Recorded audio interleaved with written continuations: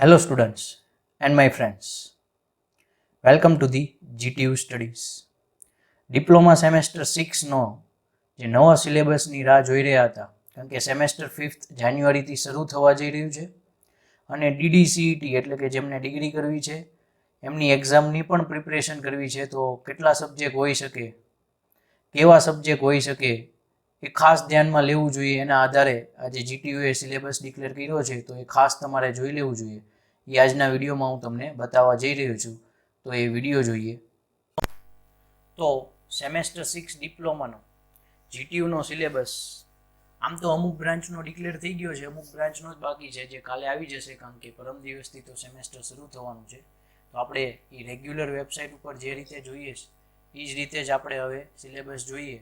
તો આ રીતે ડિપ્લોમા, પછી 2021-22થી નવો સિલેબસ ચેન્જ થવાનું શરૂ થયું છે, એટલે યર સિલેક્ટ કરો, તમારી બ્રાન્ચ સિલેક્ટ કરો, જેમ કે for example computer engineering semester 6, અને એમાં સર્ચ કરો તો ટોટલ આવી રીતના સબ્જેક્ટ આવશે.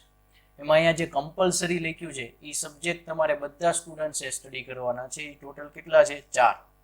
એમાં આ ચોથો જે છે એમનો GTUનો પેપર નહીં રહે, એ ખાલી પ્રેક્ટિકલ સબ્જેક્ટ છે, એટલે આમ આપણે 3 જ કાઉન્ટ કરીએ, કારણ કે જેમાં GTUનો પેપર રહી છે એના ઉપર થોડુંક વધારે ધ્યાન આપવાનું હોય, અને એક ઇલેક્ટિવ છે, એટલે ટોટલ એમને 4 સબ્જેક્ટ ભણવાના છે. પ્લસ DDCET દેવાની હોય ડિગ્રી કરવા માટે, તો એ મહેનત અલગ, એટલે 2 મહિના એ મહેનત અને પછી આ પાછી મહેનત કરવી લેવી જોઈએ.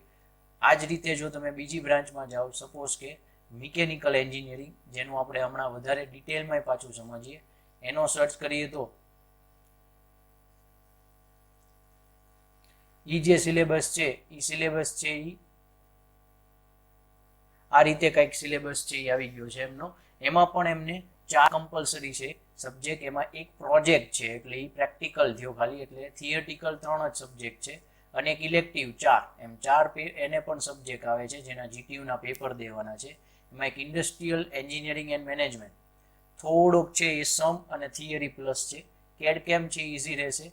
ડિઝાઇન ઓફ મશીન એલિમેન્ટ્સ એટલે બધા જ સબ્જેક્ટથી અઘરો સબ્જેક્ટ થશે, એટલે એમાં ખાસ ધ્યાન આપવાનું.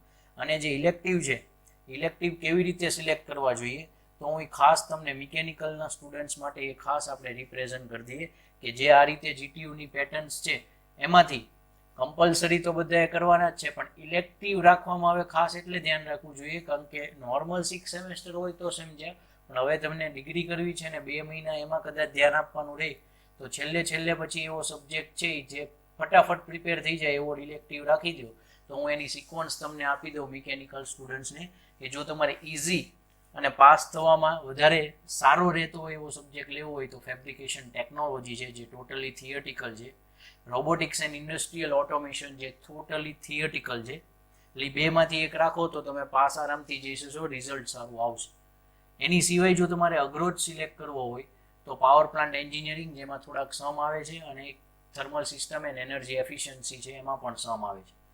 ઓકે, સિક્વન્સ મેં કીધી એ પ્રમાણે સિલેક્ટ કરજો. જેને પણ બાકીના 3માં મેં કીધું એમ DME ઇન્ડસ્ટ્રીયલ એન્જિનિયરિંગ, આ 2 થોડાક ટફ તો છે, DME તો ખાસ. એની સિવાય હવે ટફ લેશો તો કેટલાય સબ્જેક્ટ વધી જશે, કારણ કે આ સબ્જેક્ટમાં હું કહું એ પ્રમાણે જો આઈડિયા આપશો તો વાંધો નહીં આવે. એમાં ફેબ્રિકેશન કાં તો રોબોટિક્સ એન્ડ ઇન્ડસ્ટ્રીયલ ઓટોમેશન લઈ શકો છો. જનરલ બધા માટે કહી દઉં તો બધી જ બ્રાન્ચવાળાએ જેમને D2Dમાં એડમિશન લેવું છે એમને માર્ચ મહિના સુધી તો ખાસ DDCET ઉપર જ જોર દેવું જોઈએ, કારણ કે એના જ માર્ક્સ છે તમને ડિગ્રીમાં સારી એવી કોલેજમાં એડમિશન અપાવી શકશે. માર્ચ મહિના પછી જ 100% તમારી મિડ સેમેસ્ટર છે કોઈ પણ કોલેજમાં એરેન્જ કરશે, એટલે એ એક્ઝામ પછી જ મિડ હશે, એટલે મિડમાં ફટાફટ પછી જેમ તેમ તમે થોડુંક પેપર વધારે પ્રિપેર કરી લેશો, કદાચ પાસિંગ આવી જાય, અને પછી તમે મે મહિનાની શરૂઆત પહેલાં એપ્રિલ આખો પ્રોપર પ્રિપરેશન કરી લેશો આ બધા સબ્જેક્ટની, તો આરામથી સારો માર્ક્સ અને પાસિંગ સ્કોર તો થઈ જ જશે. એટલે આ રીતે તમે થોડુંક મેનેજમેન્ટ છે એ રાખી શકો. એટલે મેનેજ છે એ તમારે હવે આ રીતે પ્રોપર કરવાનું છે. જો તમને કોઈ ક્વેરી હોય તો વોટ્સએપ નંબર છે, અને આપણે 6 સેમેસ્ટરનું વોટ્સએપ ગ્રુપ પણ બનાવીએ છીએ. હજી ન જોડાયેલો હોય તો આ નંબર ઉપર મેસેજ કરજો, હું તમને જોઈન કરી આપીશ.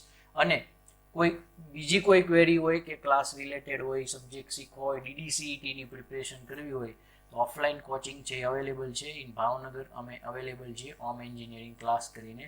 તમે આ નંબર ઉપર કોન્ટેક્ટ કરીને વોટ્સએપ કરીને મેસેજ કરીને જાણી શકો છો કે કઈ રીતે હશે બધું, તો અમે અમારું પ્લાનિંગ કે અમારું જે શેડ્યુલ છે એ તમને જણાવશું.